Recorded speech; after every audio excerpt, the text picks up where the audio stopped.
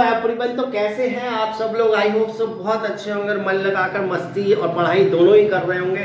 दोस्तों, आज का जो हमारा टॉपिक है वो बहुत ही ज़्यादा इंपॉर्टेंट होने वाला है। Coordination is the essence of management. मगर यहाँ पे मैं एक चीज़ आपको रोक कर एक चीज़ ये कहना चाहूँगा कि हम लोग इस टॉपिक को क्या है बहुत इसी वे में लेते हैं, बहुत ही लाइटली ले लेते हैं, जबकि ये बहुत इंपॉर्टेंट टॉपिक है और इसके ऊपर क्वेश्चन आता ही आता है। इसीलिए हम लोग वहाँ पर कुछ ना कुछ गड़बड़ करके आ जाते हैं, क्योंकि हम समझते हैं ये बहुत ईजी है और हमें आता है। बट आज आप मेरे साथ में रहिए, मैं आपको इसको बिल्कुल क्लियर कर दूंगा कि किस तरीके से कोऑर्डिनेशन होता है। Coordination is the essence of management. ये क्या है, इसमें आपने लिखना क्या है एक्चुअली।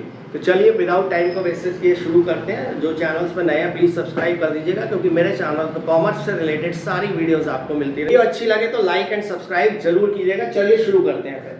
तो कोऑर्डिनेशन, जैसा कि आप देख रहे हैं, the process by which the manager synchronizes word याद रखिएगा आप, synchronizes the activities of the different department.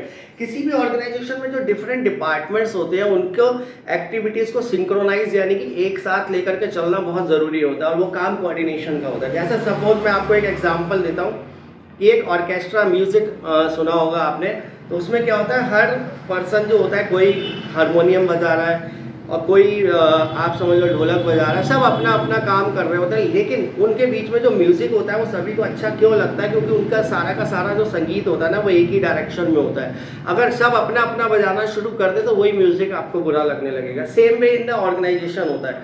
Organisation में भी अगर सब अपना अपना काम करेंगे ना और ऑर्गेनाइजेशन के ऑब्जेक्टिव को भूल जाएंगे तो वो ऑर्गेनाइजेशन फेल हो जाएगी।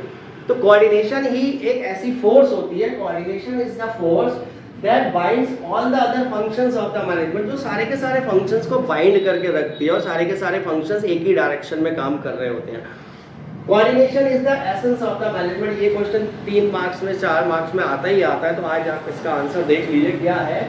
Coordination is needed to perform all the functions of the management। जितने भी functions management के हैं उस सब जगह पे हमको coordination चाहिए। कैसे, देखिए सबसे पहला फंक्शन है planning. The process of coordination begin with the planning stage. Planning के साथ में ही कोऑर्डिनेशन हमारा शुरू हो जाता है। जैसे टॉप लेवल जो है प्लानिंग करता है, तो सबसे पहला फंक्शन प्लानिंग। उस प्लानिंग के अकॉर्डिंग ही जो है ऑर्गेनाइजेशन का स्ट्रक्चर बनाया जाता है कि हमारी ऑर्गेनाइजेशन में कितने लोग रहेंगे, क्या क्या सबके काम होंगे, इसको हम स्ट्रक्चर बोलते हैं। तो जो प्लानिंग है उसी के अकॉर्डिंग ही ऑर्गेनाइजेशन का स्ट्रक्चर बनाया जाता है। तो ऑर्गेनाइजिंग दूसरा फंक्शन हो गया। जब आपने ऑर्गेनाइजेशन का स्ट्रक्चर बना लिया और ये सोच लिया कि कितने कितने लोग रहेंगे, तो अब उन लोगों का सिलेक्शन रिक्रूटमेंट किया जाता है, उनकी भर्ती की जाती है, उनको ट्रेनिंग दी जाती है। तो that is the third function. तो आप देखो सिंक्रोनाइजेशन चल रहा है। प्लानिंग में डिसाइड किया, ऑर्गेनाइजिंग में स्ट्रक्चर बनाया, स्टाफिंग में हमने उन लोगों की भर्ती की। And next one is to ensure the right execution direction. और उसके बाद में इन लोगों को डायरेक्शन दिया जाता है कि आपने क्या काम करना है। And then controlling ensure no deviation between the plans and the. और फिर ये कंट्रोलिंग फंक्शन है जो ये देखता है कि जो भी हमने प्लान किया है शुरू में यहाँ पे, उसके बीच में और एक्चुअल परफॉर्मेंस के बीच में कोई डिफरेंस तो नहीं आ रहा है। तो सारे के सारे फंक्शंस जो है इंटरलिंक है, और इनको इंटरलिंक कौन कर रहा है, कोऑर्डिनेशन। अगर कोऑर्डिनेशन ही नहीं होगा, अगर कंट्रोलिंग वाले को यही नहीं पता होगा कि प्लानिंग क्या है, तो वो प्लानिंग कहाँ से करेगा, कंट्रोलिंग कहाँ से करेगा। Next one is coordination is required all levels of the management. आपने प्रीवियस वीडियो में देखा होगा 3 लेवल्स होते हैं हमारे, top level, middle level and lower level. तो तीनों ही लेवल्स पे, ना केवल ऑल फंक्शंस पे बल्कि तीनों लेवल पे भी ये जरूरी है। कैसे, टॉप लेवल रिक्वायर्ड है कोऑर्डिनेशन के लिए integrate the all the activities. सारी की सारी एक्टिविटीज को इंटीग्रेट करना, एक साथ लेके चलता है टॉप लेवल, तो वहां पर कोऑर्डिनेशन चाहिए उनको। मिडिल लेवल को कोऑर्डिनेशन करना पड़ेगा अपने डिफरेंट डिपार्टमेंट्स का, जितने भी डिपार्टमेंट्स हैं उनको कोऑर्डिनेट करके, यानी कि सबको, परचेज डिपार्टमेंट है, सेल्स डिपार्टमेंट है, मार्केटिंग डिपार्टमेंट है, इसके अलावा फाइनेंस डिपार्टमेंट, अगर ये लोग आपस में कोऑर्डिनेट ही नहीं करेंगे तो वो ऑर्गेनाइजेशन सक्सेसफुली काम नहीं कर सकती है। एंड लोअर लेवल को जो जरूरत पड़ती है, coordinate integrate the activities of the workers. जो लोअर लेवल है वो वर्कर्स पे काम कर रहा है, तो वर्कर्स को अगर वो इंटीग्रेट नहीं करेगा तो उनके बीच में कॉन्फ्लिक्ट्स होते रहेंगे, लड़ाई झगड़ा होता रहेगा, तो वहां पे उसको जरूरत होता है। तो coordination is required at all levels and all functions जो है वहां पे कोऑर्डिनेशन चाहिए। And third one last, coordination is the most important function of the organisation. सबसे इंपॉर्टेंट फंक्शन, ये फंक्शन तो अपनी जगह पे है ही है, लेकिन इन सबसे ज्यादा इंपॉर्टेंट जो है वो कोऑर्डिनेशन है। कैसे, any company which fails to coordinate the activities can not survive for long run. अगर आपके अंदर कोऑर्डिनेशन नहीं है तो वो कंपनी लॉन्ग रन तक सर्वाइव कर ही नहीं सकती। And second one, coordination makes sure that planned objectives are achieve with the minimum conflicts. Minimum conflicts, लड़ाई झगड़े के साथ में हम जो है उसको अचीव करें, जो भी हमारे ऑब्जेक्टिव्स हैं। तो ये जो है क्वेश्चन है, coordination is the essence of management, इसको आप नोट कर लीजिए, इसमें क्या क्या, और ये डायग्राम भी बना लीजिए। फिर मैं नेक्स्ट आपको कोऑर्डिनेशन की इंपॉर्टेंस और बताता हूँ, तो हमारा ये पूरा कंप्लीट हो जाएगा। ठीक है, तो जरा नोट कर लीजिए आप लोग।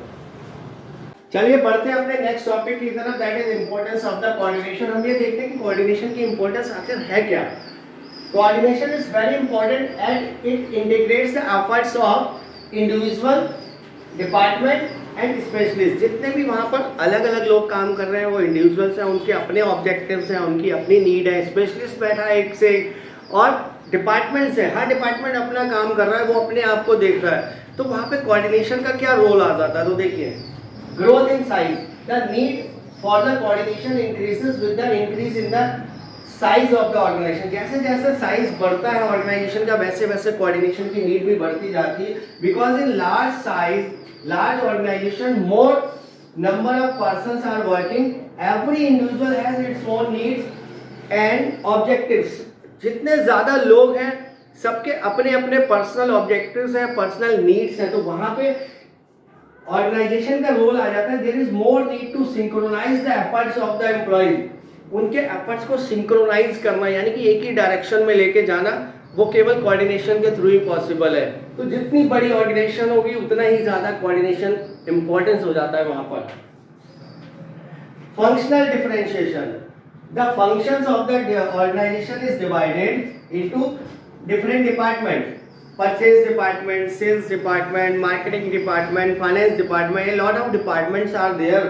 तो each department work in isolation giving importance to its own objectives, और हर डिपार्टमेंट अपने ऑब्जेक्टिव्स के लिए काम कर रहा है। सपोज प्रोडक्शन डिपार्टमेंट है तो वो प्रोडक्शन को ही तो देखेगा, सेल्स डिपार्टमेंट है वो सेल्स को, और मार्केटिंग है मार्केटिंग को। अगर वो लोग आपस में एक दूसरे से बात नहीं करेंगे तो फिर ऑर्गेनाइजेशन नहीं चल सकती ना। तो but finally they are interlinked and interdependent, एक दूसरे पे वो डिपेंडेंट भी है और एक दूसरे से लिंक्ड भी है। सपोज प्रोडक्शन वाला अगर माल नहीं बनाएगा तो सेल वाला बेचेगा क्या, और सेल वाला अगर ऑर्डर ले आएगा बट वो प्रोडक्शन वाले को नहीं बताएगा तो फिर वो कहाँ से बनाएगा।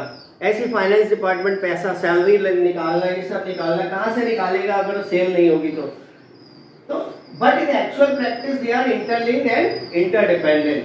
तो the coordination is needed to minimize the differences between the department, ताकि उनके बीच में लड़ाई झगड़ा ना हो, कॉन्फ्लिक्ट्स ना हो किसी तरीके का। अगर उनके बीच में डिफरेंसेस आ रहे हैं तो उसको खत्म करने के लिए कोऑर्डिनेशन चाहिए। Specialisation, in large organisation there is high degree of specialisation, बहुत जबरदस्त हाई डिग्री ऑफ स्पेशलाइजेशन होता है। हर काम के लिए एक अलग एक्सपर्ट होता है वहाँ पे। सपोज जैसे अगर आप अपने स्कूल का एग्जाम्पल भी लो तो वहाँ पे डिफरेंट सब्जेक्ट्स को पढ़ाने के लिए डिफरेंट टीचर्स हैं और वो अपने अपने सब्जेक्ट में एक्सपर्ट है, लेकिन सबका गोल तो एक है ना, कॉमन कोऑर्डिनेशन तो है ना सबके अंदर। कोऑर्डिनेशन क्या है कि उन्हें वो जो एग्जाम डेट आ रही है उस एग्जाम डेट तक अपना सिलेबस पूरा कराना है। तो वो एक्चुअली वर्क कहाँ के लिए कर रहे हैं, स्कूल का जो ऑब्जेक्टिव है। तो स्कूल भी तो एक ऑर्गेनाइजेशन है, ऐसी दूसरी भी फर्म्स होती हैं, ऑर्गेनाइजेशन होती हैं। तो if all of them working in their own way, अगर वो अपने काम में अपने तरीके से काम करेंगे तो there will be confusion and chaos, वहाँ पे लड़ाई झगड़ा होगा, कंफ्यूजन होता रहेगा अगर वो अपने लिए ही काम करते रहेंगे तो। सेम में यहाँ पे भी होता है कि अगर उनके बीच में there is need for coordinate, उनकी एक्टिविटीज को कोऑर्डिनेट किया जाता है, यहाँ पे कोऑर्डिनेशन का रोल आता है ताकि उनके बीच में लड़ाई झगड़ा या किसी भी तरीके से ना हो। तो ये हमारे 3 पॉइंट्स हैं। ग्रोथ इन साइज, जैसे जैसे साइज बढ़ेगा कोऑर्डिनेशन का रोल बढ़ता जाता है। फंक्शनल डिफरेंशिएशन, अलग अलग डिपार्टमेंट्स हैं, फंक्शन वाइज डिपार्टमेंट है, डिविजन्स भी होती हैं, वहाँ पे भी कोऑर्डिनेशन रखना बहुत ज़रूरी होता है। एंड स्पेशलाइजेशन, हर जहाँ पे बड़ी बड़ी ऑर्गेनाइजेशन में बहुत एक्सपर्ट्स होते हैं वहाँ पे उनके बीच में भी कोऑर्डिनेशन रखना बहुत ज़रूरी होता है। तो इस तरीके से इसको आप कंप्लीट कर लीजिए। मेरी नेक्स्ट वीडियो जो है आने वाली है, that is management is art, science और प्रोफेशन। इसमें भी बहुत ज़्यादा कन्फ्यूज़न रहता है आप लोगों को, तो ये मैं अगली वीडियो में आपको क्लियर कर दूंगा। टिल देन चैनल को मेरे सब्सक्राइब कर दीजिएगा सो दैट कि वो वीडियो आपको मिल जाए। और ये वीडियो अगर अच्छी लगी तो प्लीज़ लाइक ज़रूर करिएगा, बहुत मोटिवेशन मिलता है आपके लाइक से, और दुगने जोश से हम लोग काम करते हैं फिर उसके लिए।